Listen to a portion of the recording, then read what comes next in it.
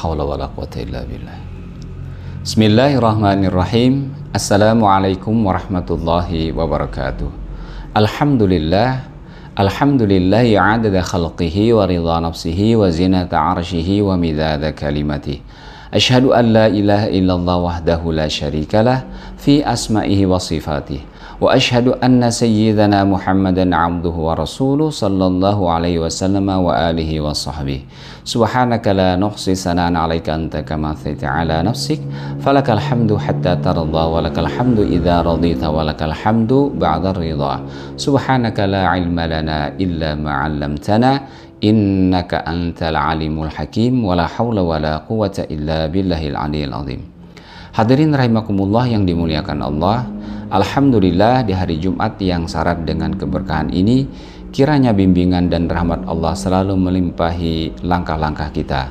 Insya Allah kita sama-sama akan merenungkan suratul Baqarah ayat yang ke-238 dan 239.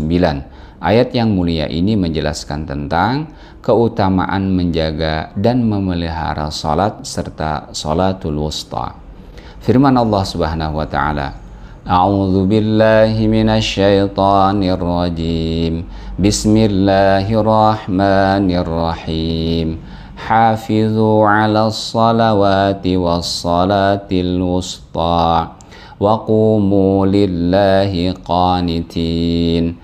Fa in khiftum farijalan aw rukbana فَإِذَا أَمِنْتُمْ فَاذْكُرُوا اللَّهَ كَمَا عَلَّمَكُمْ مَا لَمْ تَكُونُوا تَعْلَمُونَ. Peliharalah segala salat dan peliharalah salat wusta. Berdirilah untuk Allah dalam salat kalian dengan khusyuk. Jika kalian dalam keadaan takut atau berbahaya, maka salatlah sambil berjalan atau berkendaraan.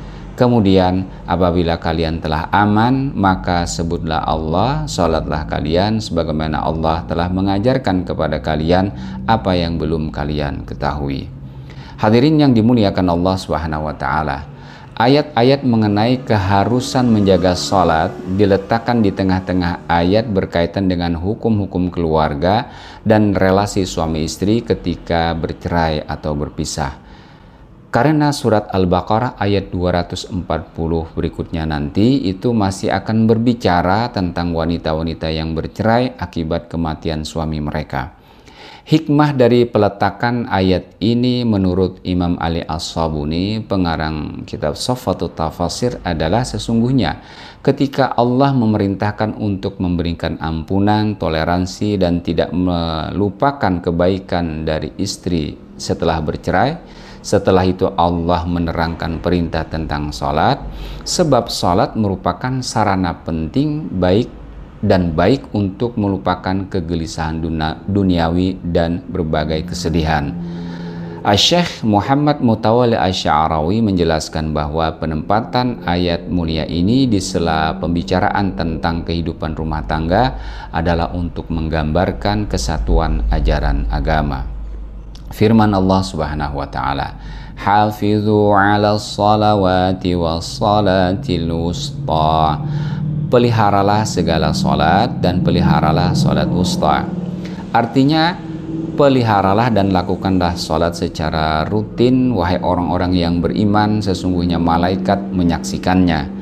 Memelihara salat adalah melaksanakan dengan tekun serta berkesinambungan sesuai dengan tuntunan agama, yakni memenuhi rukun, syarat, dan sunnah-sunnahnya tanpa meninggalkan satupun. Hadirin yang dirahmati Allah Subhanahu wa taala, adapun makna salatul wusta artinya salat pertengahan. Ada yang berpendapat adalah salat maghrib jika dilihat dari pertengahan rakaat salat. Ada yang 2 rakaat, ada yang 4 rakaat, dan pertengahan adalah 3 rakaat. Namun juga ada yang berpendapat salatul asar karena ia adalah pertengahan salat siang dan malam. Dan pendapat ini dikuatkan oleh hadis Rasulullah SAW, hadis riwayat Muslim, yang menamai salatul asar dengan salatul wusta.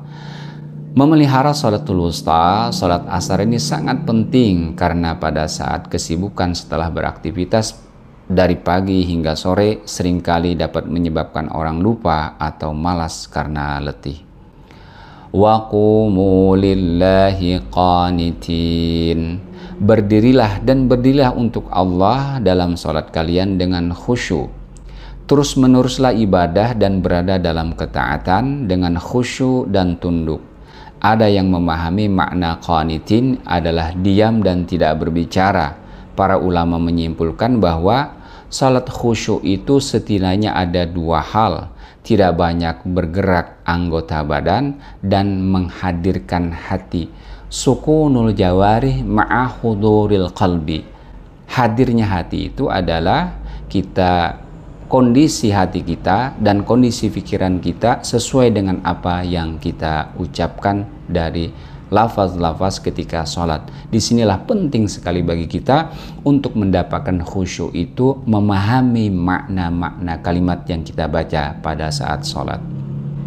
Hadirin yang dimuliakan Allah Subhanahu wa Ta'ala, boleh jadi perintah melaksanakan sholat dengan khusyuk dan sempurna menjadikan seorang menduga bahwa sholat demikian itu tidak wajib dalam keadaan takut. Maka firman Allah berikutnya adalah fa in khiftum farijalan aw rukbana.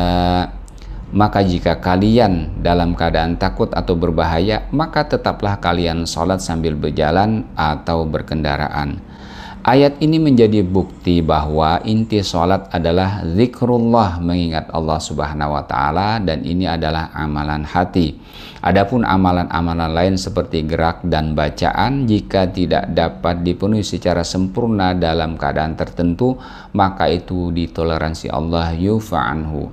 Amalan sholat adalah untuk membantu hati dan pikiran kita menuju kehadirat Allah Subhanahu wa Ta'ala, tunduk dan patuh kepadanya.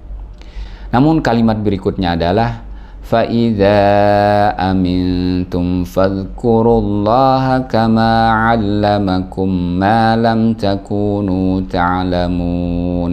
Kemudian apabila kalian telah aman, maka sebutlah Allah atau salatlah kalian sebagaimana Allah telah mengajarkan kepada kalian apa-apa yang belum kalian ketahui. Jika rasa takut akan musuh sudah sirna dan kondisi menjadi aman, maka kerjakanlah salat dengan melaksanakan seluruh rukun dan syaratnya serta sunnah-sunnahnya sebagaimana Allah memerintahkan di dalam syariatnya.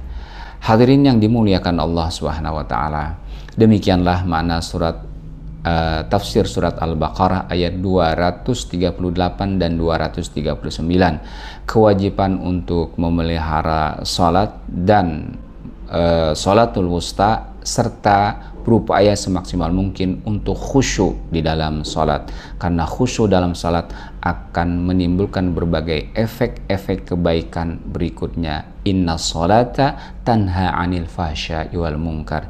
Sesungguhnya salat yang khusyuk itu insya Allah mencegah dari perbuatan keji dan mungkar. Demikian, semoga Allah memberikan kekuatan kepada kita untuk senantiasa menjaga salat kita dan selalu salat dalam keadaan khusyuk.